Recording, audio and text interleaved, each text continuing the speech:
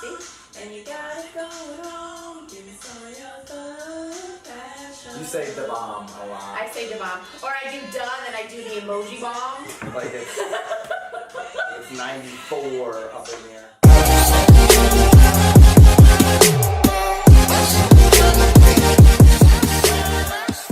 Hi, this is Byron Lazine and Nicole White. You are tuned into episode 4 of The Real Word. I'm glad you remembered because I feel like it should be 8.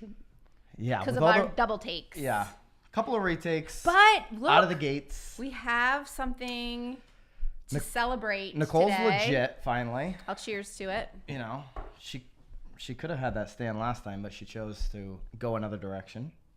So for shizzle, yeah, is that what you're sticking to? Absolutely. So if you're new to the show, what we do here, we are real estate agents, local to Connecticut.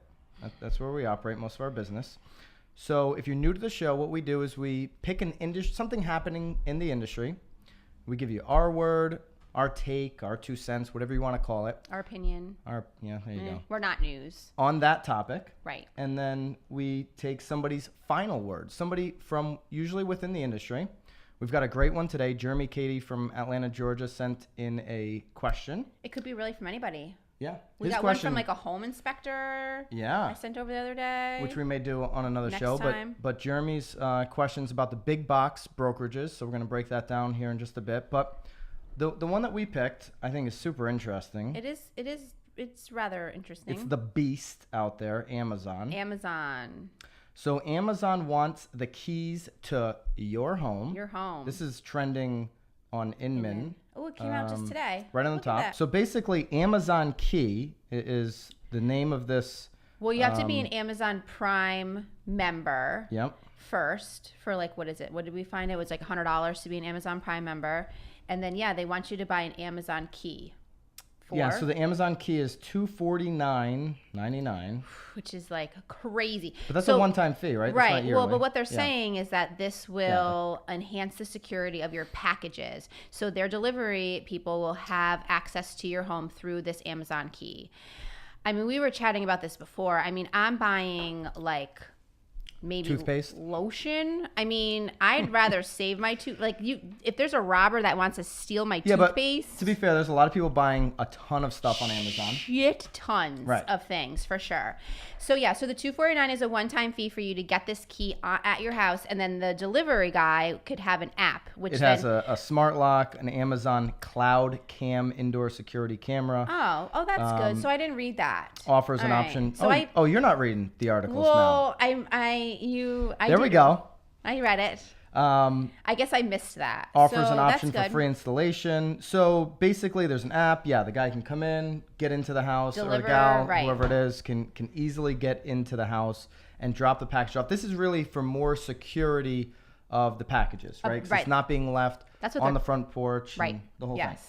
So where's the concern? It's obviously going to be, well, what about the security of my home, the stuff in my house? But in the real estate industry, this is happening every single day, and it's not with some fancy lock most of the time.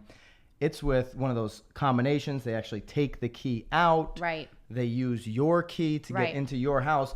And, 99% of the time, the person opening that door is a stranger to the homeowner. To the homeowner, right? I mean, they're an agent, and obviously there's responsibilities that come along with that. But yes, they are a stranger to the homeowner. I will say that, unfortunately, I mean, and maybe I'm stretching here, but I almost feel like 50% of the time, maybe that's a stretch. Maybe I'll say 30% of the time, I actually do get calls sometimes that like, hey, Nicole, like the back door wasn't locked when the last agent left. Or no, not 50% of the time. I said 30. I downscaled a little bit. Give the agents a little credit. No, but but there's also, you're also like talking and, selling and, if someone else is going out a different door, another door. And I mean. Or you just have like a newer agent, they're trying to make an impression and they're not even thinking about all the the lights and we get it all the time. So go ahead. No, you go. No, you go. I'm gonna. You can't do that to me. Sorry, go ahead. That's all right. Knocking you off your game? Yeah, you did knock me off my game. That's all right. So it does happen all the time. That being said, you're supposed to be adhering to your code of ethics. We hear it. People have gone into homes. They've stolen stuff before. It probably will be an issue with Amazon, although it sounds like they're going to have a little bit more security with the camera feature. Tons of security, but I think what's also really cool though too is I bet, like, as a homeowner, you can also sort of change the code a few times.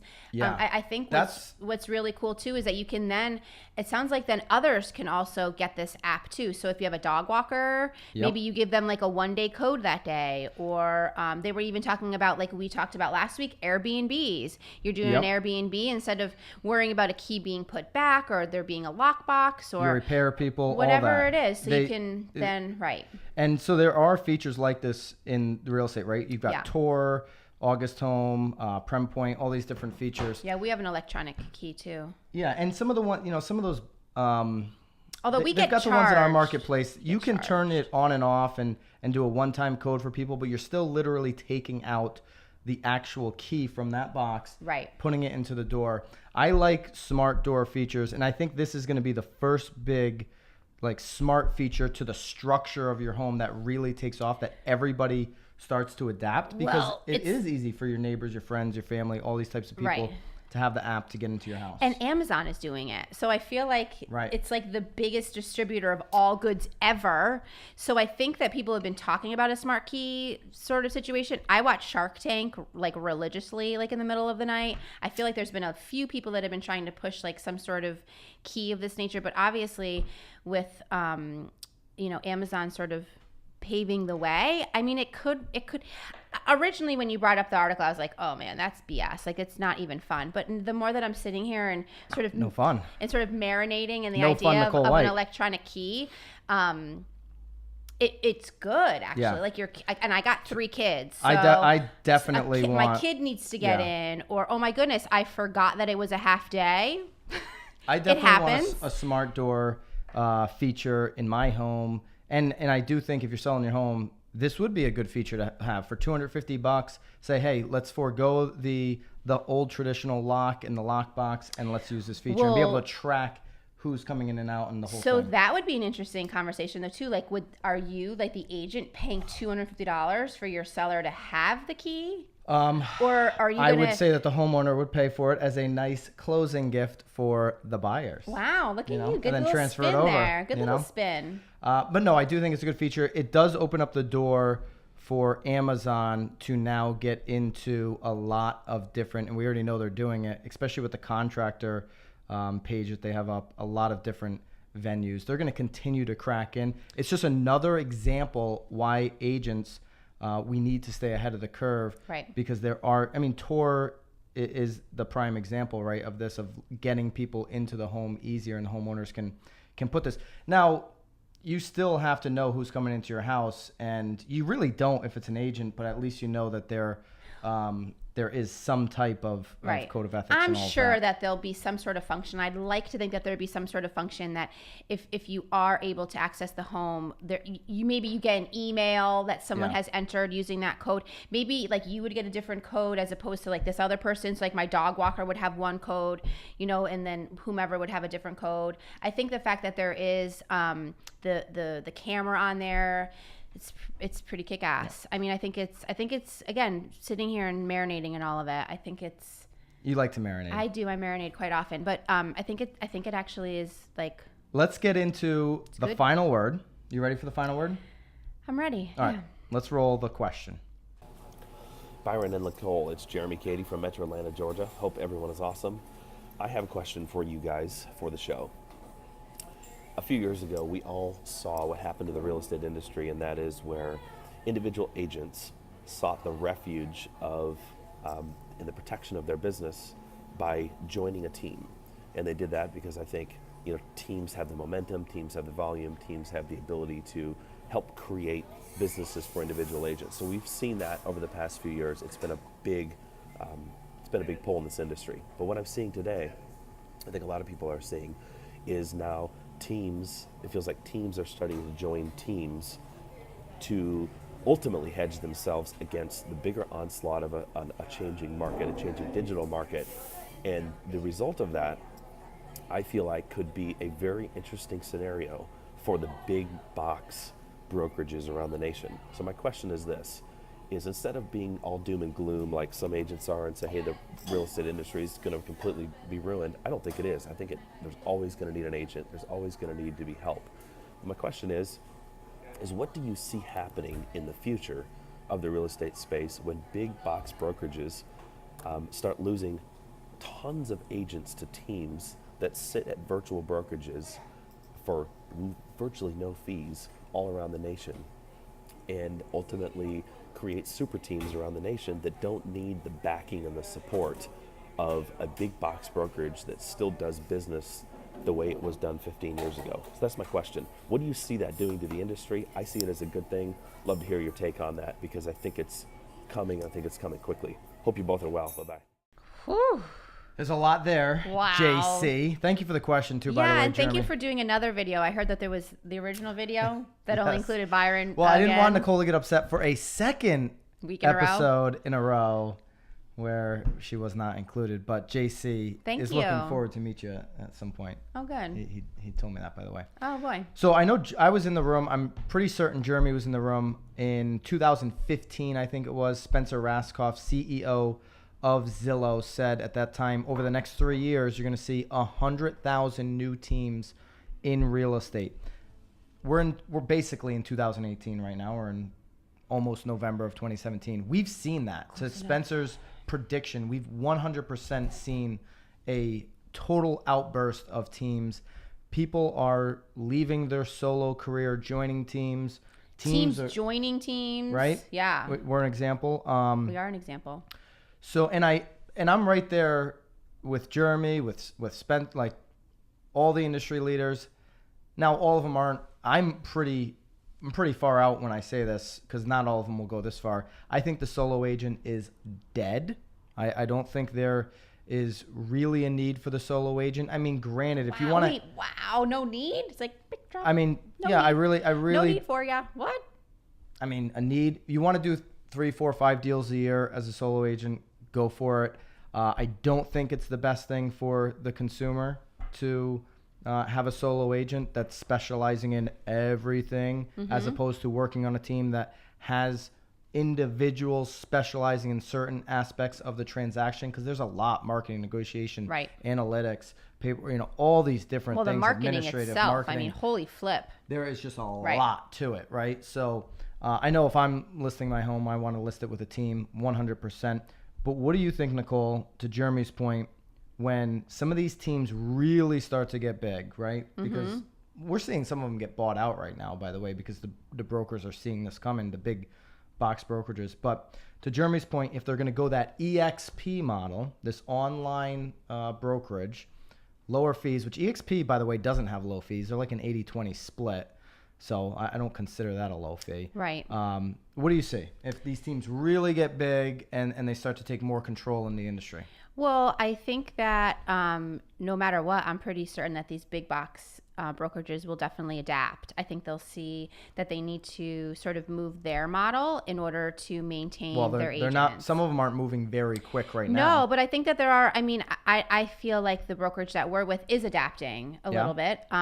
Maybe they're giving a bigger split. Maybe they're giving you perks. Throwing you some marketing dollar. Maybe they're throwing you some admin dollar. I think those are great ways for them to adapt, especially because I think they know that as a team, though, too, to then, if we were to break off sort of onto our own, that adds a whole nother layer of responsibility. Yeah. Because now you're no longer actually leading a team. You're kind of, and I hate to say building a business because you already are, but now you have to be the boss. I didn't get into real estate to be a manager necessarily. I didn't get into real estate to make sure that, the things on the thing, for unemployment, the things on the thing, Oh, the employment laws. No, I mean, I think you're taking on a whole nother layer of liability. I do think, to Jeremy's point, that there's going to be massive disruption for some or one or two of the big box brokerages. I wouldn't be surprised if on the next downturn you see one of the big names fall. I'm not going to make a prediction who. No, right. But I certainly wouldn't be surprised when the market drops again that you see one of these big names drop. Yeah. And some companies, and I'll use Jeremy's a Keller Williams agent. I'll use them as the example. They've done really well adapting to the team mindset. They're handing out the Kool-Aid. The Kool-Aid's red, and it's good, I hear. Loving it. Every time I go to a Keller Williams office, I'm like, man, why don't you guys just have big, inspirational things on the wall? You feel juiced up. Badass offices. Yeah. I wish instead of the water fountain, they would just do red Kool-Aid. Gotta. It's pretty cool what they've done, especially from a team aspect. Other brokerages have had to play catch up to some degree. Right. To them. I think EXP's obviously set up differently, no brick and mortar. But allows you to build a team however you want. I don't understand their split with what they offer. Well, I think though too, I think we had talked about it. My EXP peeps are gonna come out. I love my EXP Well, I just saw yesterday that their stocks went through the roof and people are talking about selling. But anyway, we had talked about it in take one though too. I think though that I think that in a lot of the real estate big brokerages, I don't think they're really making that much money off of the agent. I think that a lot of them own mortgage companies. Yeah. So I think that as long as doubt. Yeah, I know most of them are making mortgage and insurance money. Oh, absolutely. And they're not making any money off of the agent, but they're making money indirectly off of us because obviously we're the ones, supplying them with the buyers. Exactly. Yep. So I think that as much as maybe we think that the big boxes will close down, I don't think that they necessarily will, because I think that their mortgage end will continue to feed them money to keep the real estate end going. And again, they'll have to just adapt a little bit to the changing. There's just not enough. There's one pizza, right? And there's going to be 8 slices, right? So as Redfin maybe gets a half a slice, or maybe they get a whole slice, right? Oh, they'll definitely. Somebody's got to move over. Somebody's business gets smaller, or somebody gets pushed out. And the big box, they've got the majority right now. So they're the easiest target. Right. They're the ones people are looking to disrupt. Right. To Jeremy's point, teams in different locations, expanding, growing these mega teams, low split online. I think that you're just basically becoming a brokerage.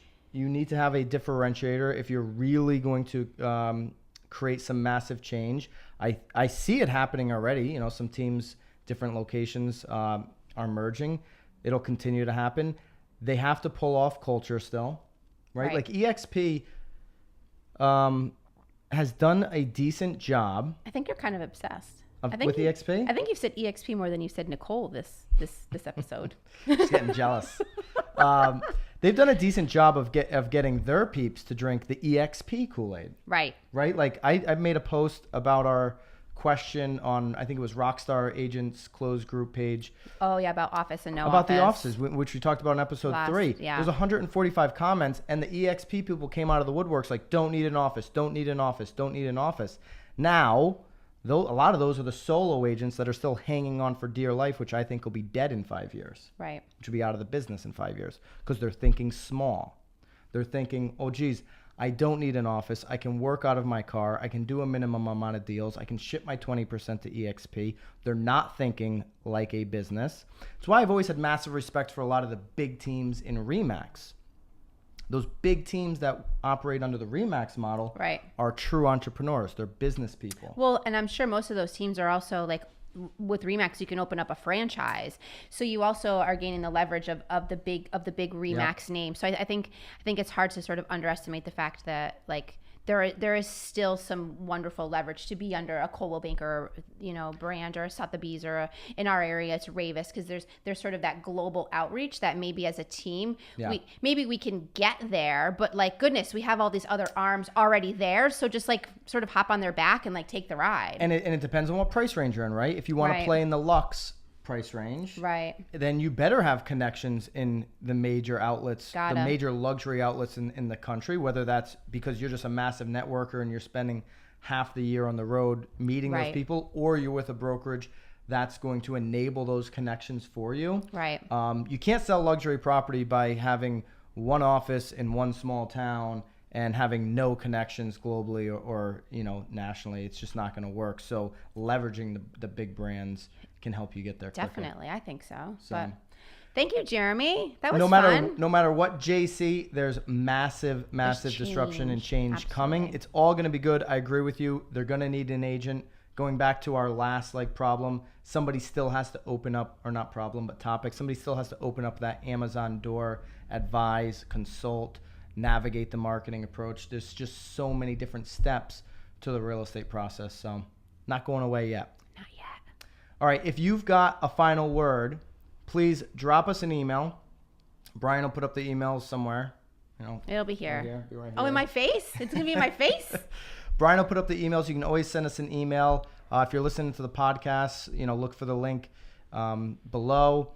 And any even topic. In the comments. I like it in the comments. I like it in the comments video still. In the comments. I like comments. Absolutely. Drop us a comment if you like the show. If you don't like the show, thumbs up, thumbs down. We really don't care. We'd love to just hear your feedback. Or if you guys just want to celebrate the fact that I have a microphone stand, I'm super Nicole thrilled. is now super legit. In the house. But absolutely, it doesn't even have to be a question. It can just be, hey, can you talk on this topic? Love to hear your 2 cents. So that's it. That's the word. It's the final word. Word. See ya.